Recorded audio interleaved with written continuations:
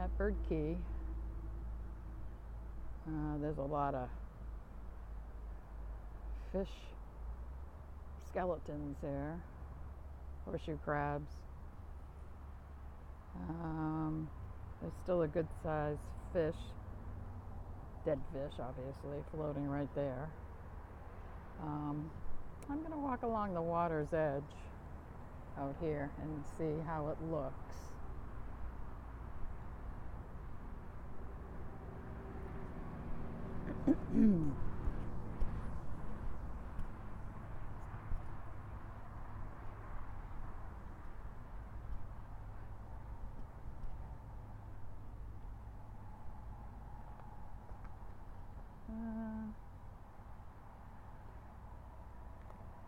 Not too bad. The water is nowhere near as murky as it has been.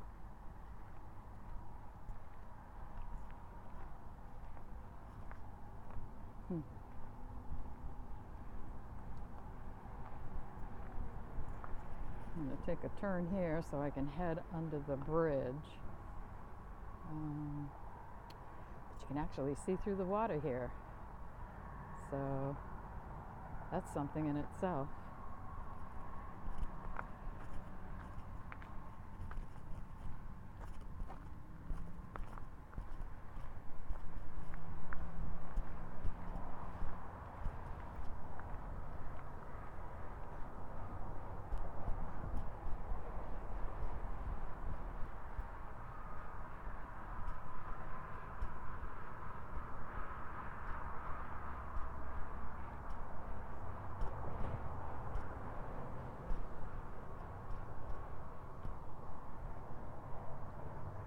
See. Yeah, dead fish. Horseshoe crab.